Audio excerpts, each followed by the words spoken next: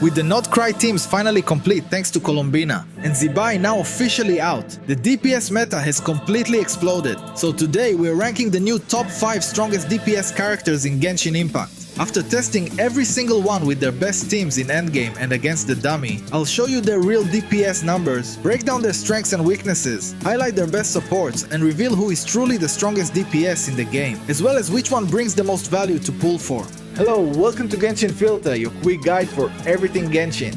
So let's get started! Zibai and NEUVILLETTE are here. And before you empty your wallets in the shop, let me share with you a site that will save you a lot of money. Top Up Live. This site lets you top up all the most popular games at much cheaper prices. By using my link, you can get up to 30% off compared to in-game prices. It's super simple. Just enter your UID and server and you're done. It's 100% safe using PCI security and delivers in just a few minutes. And for an even better deal, use my code FILTER for an additional 12% off. So hit my link in the description or pin comment to get these great deals. And thank you Top Up Live for sponsoring this video.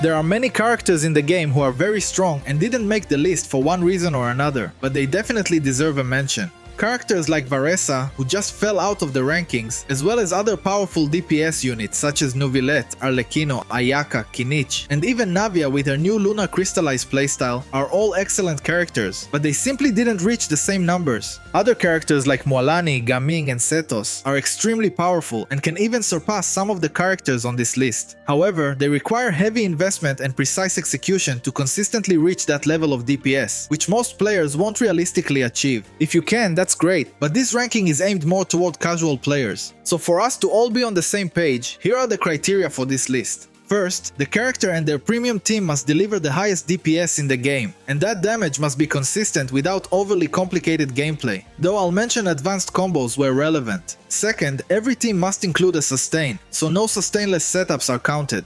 Third, 5-star characters are evaluated at C0R1 and 4 stars at C6, and I'll highlight strong constellations worth considering. And finally, the character must deal the majority of the team's damage, not just rely on strong cores like Ineffa and Columbina to carry the numbers. With that out of the way, let's dive right into the number 5 spot, which is...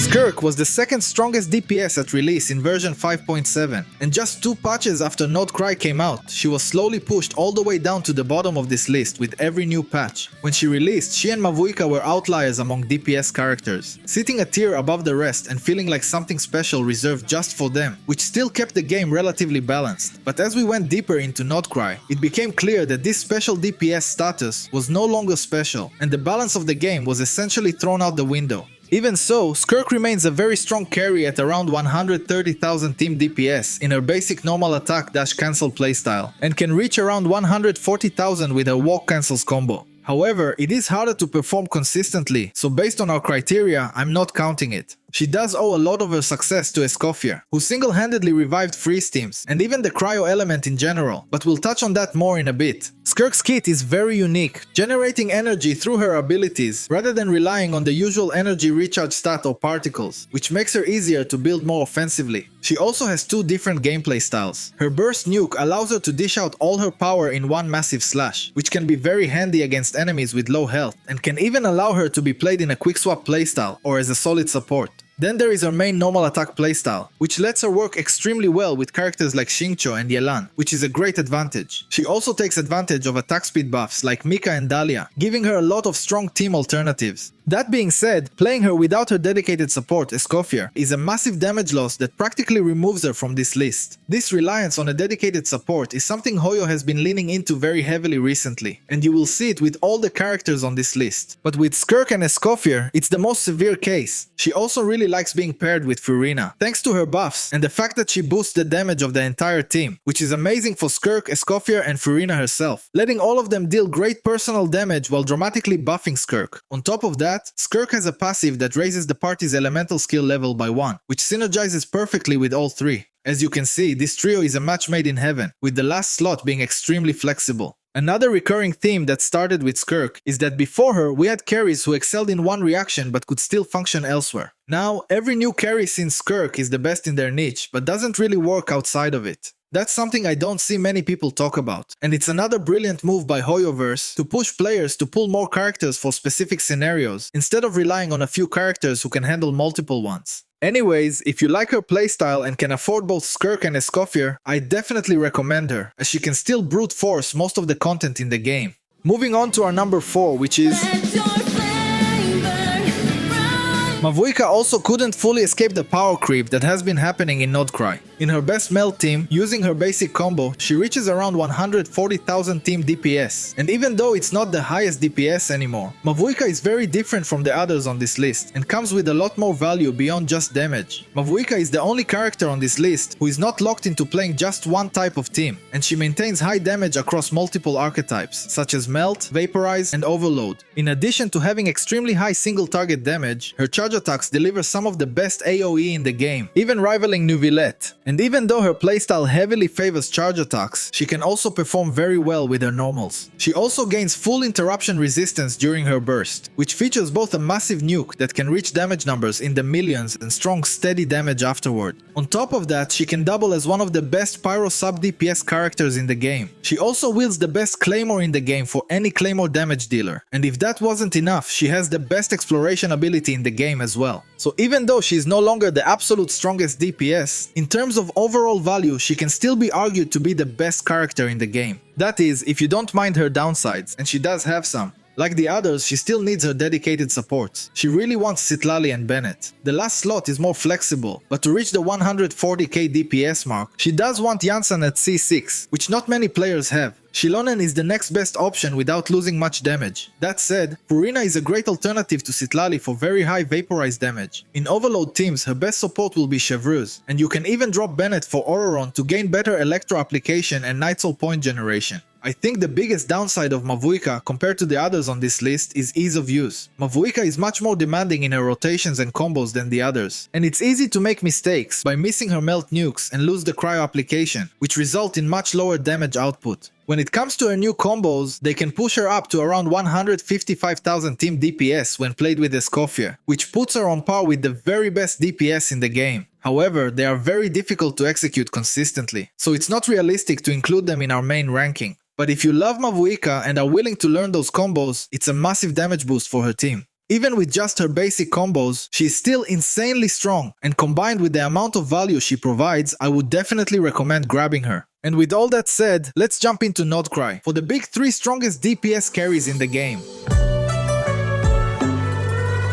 Zibai currently takes the 3rd spot on the list, with around 145,000 team DPS. Her dedicated support is Ilua, and you need him at C6 to reach these top numbers, which at the moment is very hard to achieve, especially if you don't invest in Zibai's constellations. Getting him to at least C2 results in a noticeable damage loss, as you can see in the footage, but it is still very strong. Playing without him is a significant hit to Zibai's damage, though not as severe as Skirk without Escoffier, since using Shilonen with Columbina and Furina is also an amazing option. Columbina is the next best support for Zibai, and for the rest of the Nod-Krai carries as well. Her release is really what pushed all of them to these DPS levels and allowed them to fully surpass Mavuika. The last slot is flexible but ideally filled with a sustain. Goro at C6 is the best option to allow Zibai to reach these peak numbers, as he provides a very strong buff and healing through his C4. You can also use Zhongli or Ineffa, but the damage will be lower. Zibai is also getting Linnea, who will be another dedicated support, acting as both a buffer and a healer for Lunar Crystallized teams, and replacing Goro. She is expected to raise the team DPS by around 5 to 15%, reaching approximately 150 to 160,000 team DPS, which is a massive buff considering how strong Zibai already is. That could put her on the same level as the number 2 and number 1 spots, or even allow her to surpass them and become the strongest DPS in the game. However, we will need more information to confirm that. If she ends up being equal in damage to the number 2 or number 1 spots, then it will come down to overall value, and Zibai's value will likely be lower. The reason is that at that point, Zibai would have the most expensive premium team on this list, requiring 3 new 5-star characters and a 4-star at C6 to reach those numbers. Another issue she has is how her kit is designed around her normal attack string. She needs to land her 4th normal attack to trigger her crystallized damage hit. If you get knocked back or cancel the animation, you lose it, and she does not have a dedicated shielder in her premium team to support that. The biggest hit to her value, however, is the fact that she is Geo. I go over this in depth in another video, but for those who haven't seen it, the main point is that investing in Geo or Anemo carries generally has lower account value compared to investing in other elements. The reason is that there isn't much content in the game right now that specifically requires Geo damage or Geo reactions compared to other elements, and the same applies to Anemo. So for example, if you can only pull one character out of two and both deal similar damage, it would usually be higher value for your account to go for the character with the more common and flexible element.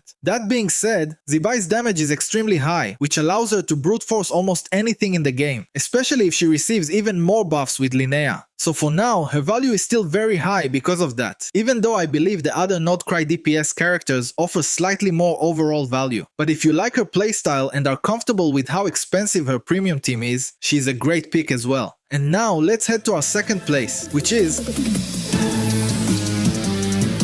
Flins takes the number 2 spot as the second strongest DPS in the game, reaching around 150,000 team DPS. But even though he is number 2, he probably has the most value out of all the Nod-Krai characters right now. He doesn't really have many downsides, but the biggest one is the fact that he only has 2 burst uses, which make up the majority of his damage. They run out very quickly and don't give him much room for mistakes, since if you miss one of his bursts, you lose a massive portion of the team's damage. Thankfully, you can fix that with his C1, which gives him an additional burst use as well as more energy. It is considered one of the strongest C1 constellations in the game, giving him around a 30% DPS increase, which is crazy. I did get it for him, which you can see in most of the footage, but against the dummy I also did a run where I only used 2 bursts to give a closer representation of his C0 performance. You can technically use 3 bursts even at C0 by starting with his big burst and then following with 2 smaller ones, but you can only do that roughly every 2 rotations, and you'll need to build some energy recharge. Still, it's a nice addition to his DPS and gives his big burst some practical value.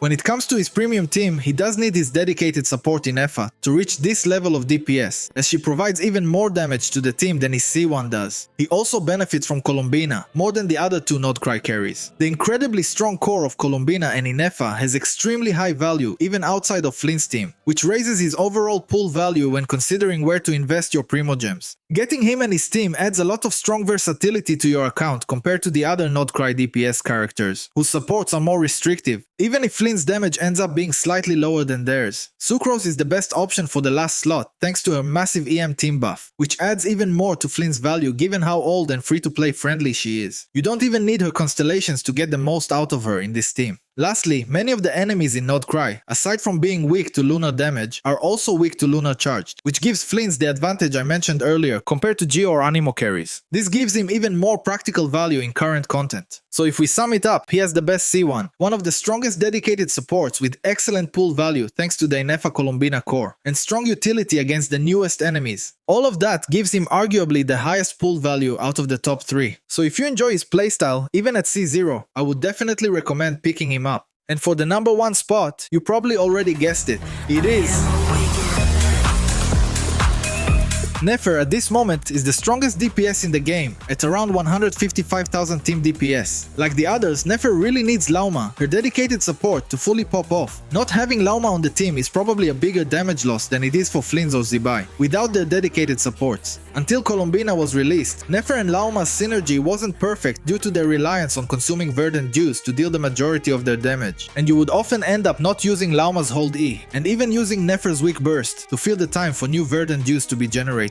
That problem was solved thanks to Columbina. Her ability to provide an additional 3 verdant dews to the team gives massive quality of life by removing the struggle of verdant dew generation and allowing both Nefer and Lauma to use their full kits for maximum damage and synergy. This translates into significantly higher team damage in practice. When it comes to the last slot, Nahida or Sucrose are among the best options thanks to their strong EM team buffs. I did say I wouldn't count sustainless teams, but for Nefer this team can still qualify for a few reasons. Since the team is filled with Catalyst users, you can run double or even triple Prototype Amber without hurting the team's damage, while still providing more than enough healing. On top of that, unlike Zibai or Flins, Nefer's playstyle is much more forgiving. Missing a charged attack doesn't hurt her damage nearly as much as missing a burst with Flins, and she doesn't rely on completing specific normal attack strings like Zibai does. She is also far less punishing when it comes to interruptions thanks to having many iframes in her rotation. All of this makes her damage much easier to realize in real combat scenarios. Her main downside is that she doesn't have a true dedicated sustain and has to rely on prototype Amber setups to maintain both comfort and damage. However, if you want to invest further, Lauma's C1, which provides healing, is a very underrated constellation. I highly recommend it if you plan to invest in teams that use Lauma, such as Nefer or even NEUVILLETTE. It adds the missing sustain to the team and allows you to run a more offensive setup overall, resulting in higher damage and much better comfort. So if you love Nefer's playstyle and are willing to invest in her best team, she will give you the highest DPS in the game right now. And even if Linnea brings Zibai to the same level, I would still argue that Nefer has higher overall value due to her advantages. So let's sum it all up, because there are some important things you should be aware of if you plan to pull for these characters.